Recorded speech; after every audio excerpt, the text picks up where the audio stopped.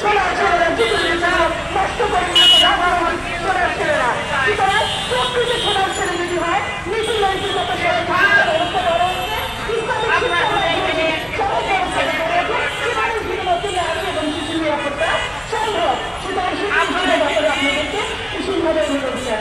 আমাদের শিক্ষা প্রতিষ্ঠানগুলো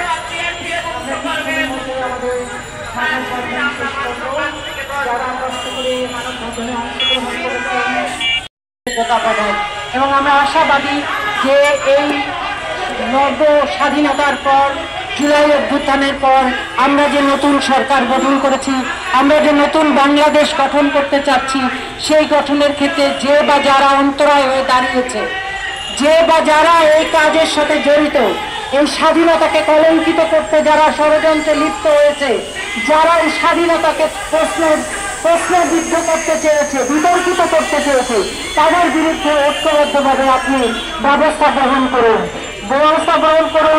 অতীত বদ্ধ করে দেওয়ার জন্য নানামুখী ষড়যন্ত্র করছে। আসিয়ার এই ঘটনাও তাদেরই একটি ঘটনা। তাই চাই যে আমাদের এই নতুন স্বাধীনতা সাফল্যমণ্ডিত হোক। আমরা চাই নতুন স্বাধীনতা দিয়ে নতুন কার্যক্রম সফল হোক এবং আমরা সম্মিলিত নারী প্রয়াসের পক্ষ থেকে চাই বাঁচতে পারি, নারী জাতি তার অধিকার নিয়ে বাঁচতে পারি, একটি শিশু নিরাপদে নির্ভয়ে চলাচল করতে পারবে। একটি পরিবারের একটি শিশু কেন নিরাপদ নয়? এর কারণ হচ্ছে এই পরিবার আসলে নৈতিকতাবিহীন, শিক্ষা বিবর্জিত একটি পরিবার।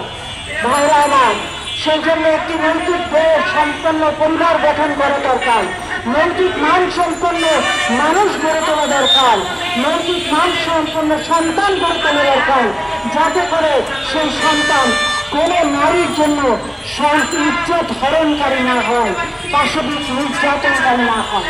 কিন্তু আমরা কি দেখলাম, বাবা হয়ে সে এত বড় অন্যায় কাজ করলো আসিয়ার উপরে।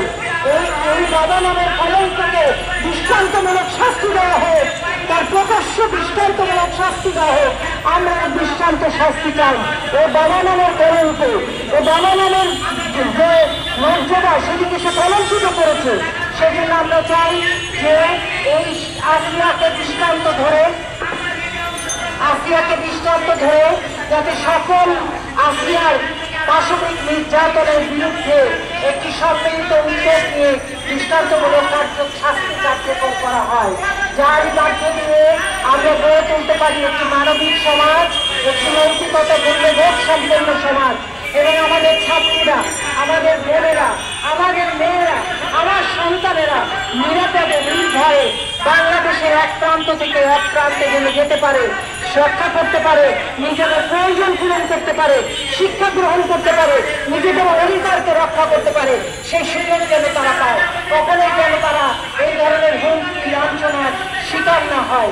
সেই জন্য আমরা একটি সম্মিলিত নারী প্রয়াসের পক্ষ থেকে এই আবেদন করে আপনাদের কাছে আমাদের বক্তব্য শেষ করছি। সবাইকে ধন্যবাদ। আসসালামু আলাইকুম ওয়া রাহমাতুল্লাহ।